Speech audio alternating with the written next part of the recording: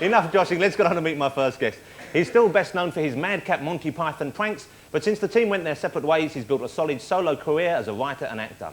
Last year, he decided to go around the world the hard way, and all he got out of it was a TV series and a best-selling book. Crazy or what? Let's find out as we meet Mr. Michael Palin.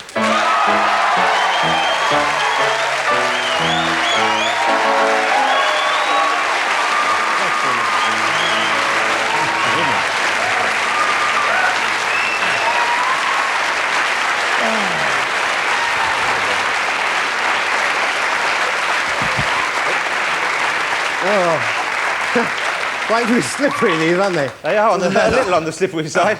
That's okay. Michael, some sherry? Yes, please, just a little drop dry, if you don't mind. Did you have a nice Christmas? Oh. I'm not used to the high life, you can tell. I got a sherry decanter with a stopper that never falls off. Oh, it was a riot, you know. Thank you very much. Absolutely. Now, Michael... I got up very early, as usual, you know, opened the presents. First present, a large bottle of Stone's ginger wine. Can't remember any of the rest of it. Anyway, now, some policemen came in at some point. Okay. People dressed as policemen. Anyway, I'll shut up and you carry on. No, please, you're doing very well on your own. It's fine.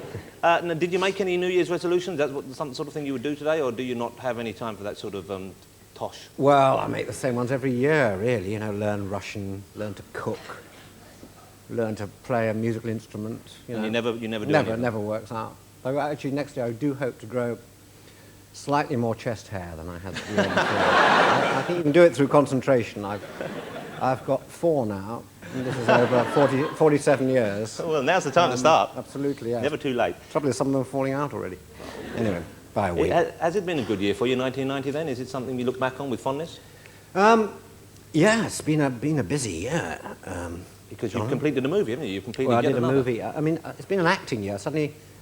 I suddenly started acting again, which I haven't done for quite a while. And I did a movie and then a long drama series, so I've been sort of at it since about the end of May. Well, acting, I mean. Let's talk about the... I don't give you time for it, do Oh, they? behave yourself. Cheers. I know. It's the chaise longue. Let's talk about the film then, because this is something I know you've been working on for many, many years. Last time I met you, you were on The Last Resort several years ago, and you were talking about it back then. Yes. It hasn't been easy. It's finally finished. It's called American Friends. Yeah. And what's it actually about?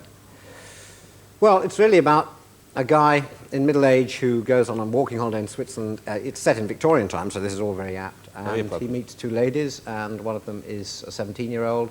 He falls in love. He's an Oxford Don.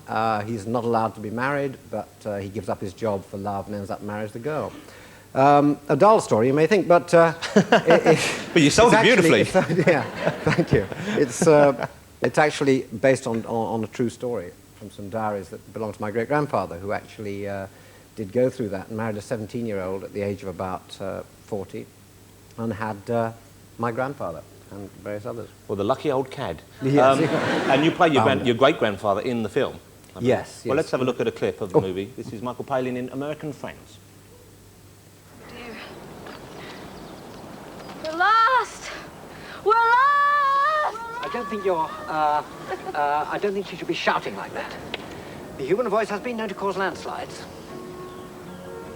Now, if you wouldn't mind holding on to this compass and keep the needle pointing west.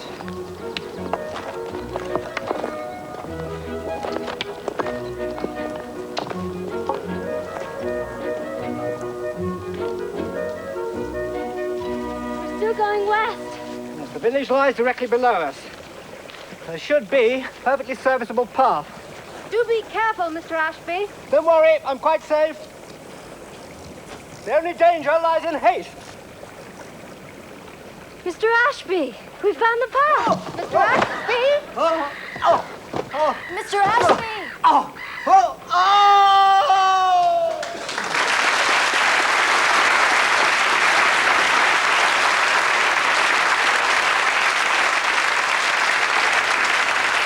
So you're playing, although an elderly one, you're playing a romantic lead there. Yeah, I suppose he is, really. Was that something you enjoyed doing? Is that something you like? I had to do it, John. I just did it. You know, one has to do these things. It was interesting because you imagine you've someone's got to fall in love with you, and it's in the script that she falls in love with you. It's in the contract that she falls in love with you. You know? So, but will she really fall in love with you? I mean, will it work? Yeah. And of course, it ends up at the vital moments, like when you're doing the kiss.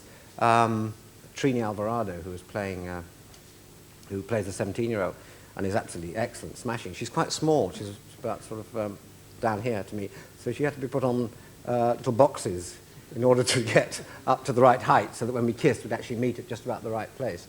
So it's sort of, the romance slightly goes out of it. Another box, please. No, 2, 4. No, that's too much. Give us a 6, Mark, and then on we go. But it's a very gentle film, isn't it? I mean, I know you like you're ripping yarns, I guess, in a way. They're quite a gentle pace. Do you prefer that sort of time of life? Would you like to have perhaps lived back then?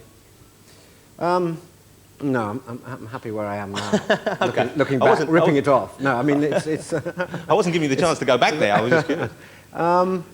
I think you probably would have. It's a pleasant, you know, it's a pleasant sort of time in one's mind. Probably at the time, it was absolutely awful. You got frightful diseases, and I probably would have died of appendicitis or something, you know, by now. Well, you almost caught some horrible disease travelling around the world, of course, for the hugely acclaimed Around the World with Michael Palin, or whatever it was called. Alan Wicker, but they changed the last two words. Was that one of the diseases you called out there then? Oh, that's very nice, yes. A suit immediately here. You're clad in a suit. Nice little moustache grows. Oh. But so how did, I mean, that obviously was something that since then you've benefited from, but were you wary at all before going off there? I mean, is it something that you regretted as soon as you said yes? Or? Oh, no, I was scared stiff. I mean, I said yes immediately, because I thought I'll never go around the world. No one will ever ask you to go around the world and pay you to do it ever again, and I enjoy travelling, so I thought I'll have a go. But actually on the morning we set out, I thought, what are we going to do? There's no script.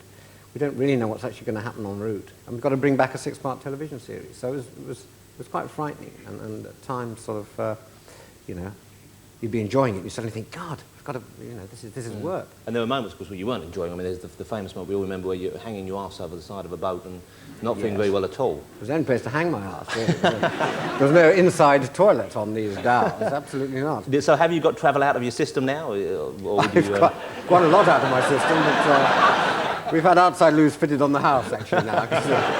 You like it so much? I told the children, I think there's something we should learn. No, I've bitten by it. I'd go any time. In fact, I'm planning to do a thing next year. Great laboratories of the world.